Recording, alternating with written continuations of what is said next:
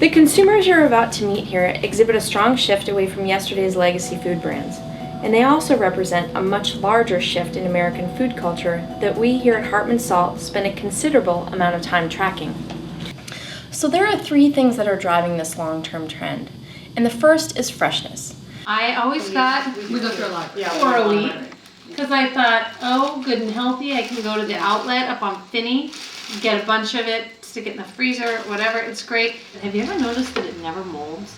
Yeah, you can leave it in the cupboard and it never gets moldy. I never noticed that. Hell?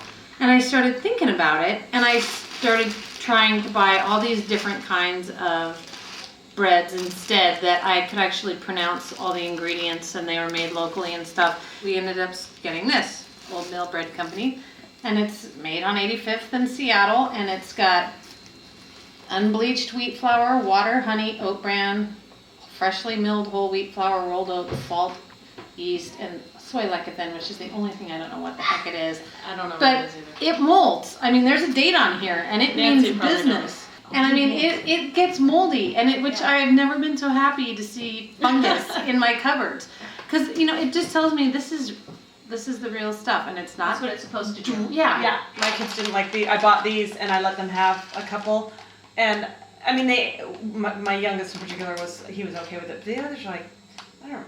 They're not. I can take it or leave it, and this would be considered junk. I mean, this is not something I'd buy because I make my own cookies. They're better, and I know what goes in them. But I mean, look, with a little elf. I mean, shiny. It's like a cartoon. Yeah. A cartoon in food form.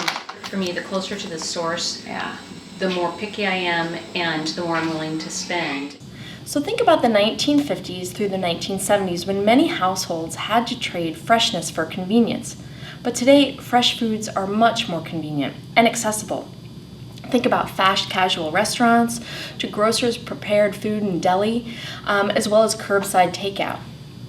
The second reason is the desire for more novel and interesting flavors. We had a joke party where I bought ding dongs and Twinkies, and it was a joke. It was people moving back to Minnesota, and we had them out, and all the grown-ups went crazy and loved them, and were laughing at them, but couldn't get enough of them. The kids thought they were gross. Trader Joe's is really one category of my food staples. Kind of. I mean, I get so much stuff there. They have things like the tapenade that you can mix with pasta, or the tomato-less corn chili. It's not Van de Kamp's or whatever, some of those. It's my freezer stuff. It is a lot of freezer stuff, Like and I buy a lot of this, wine there.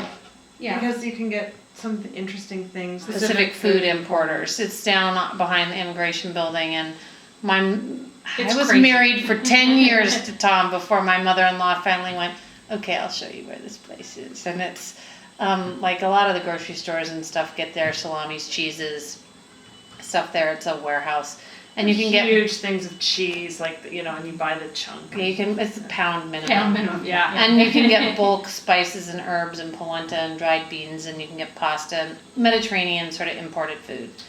And now this is driven by societal trends, such as increased travel abroad, as well as exposure to ethnic food, from things like food trucks to even fast casual dining. So flavors associated with these legacy brands that we've grown up with, they're losing their ability to interest consumers anymore.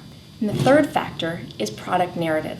We're talking about the organic foods that we eat, and my dad was, and they were both saying, well, I don't know, you guys get all this fancy stuff, and we said, no, we're paying for what you had as a child and what we had as children. Now we have to pay extra. It's all we're doing is turning back the clock. I would never.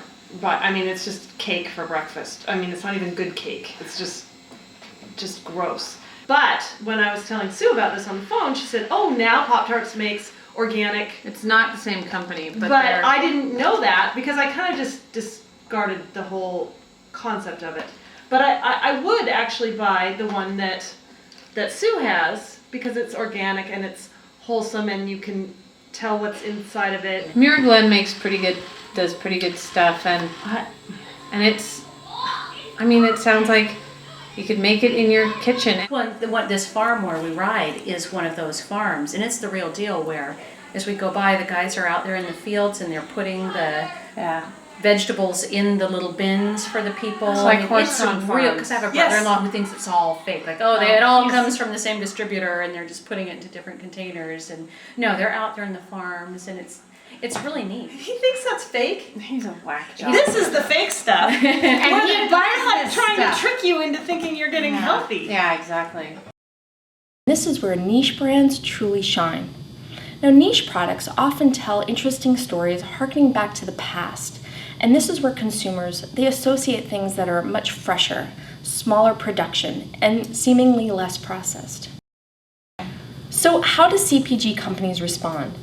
Well, it begins by looking at your core competency from the consumer perspective.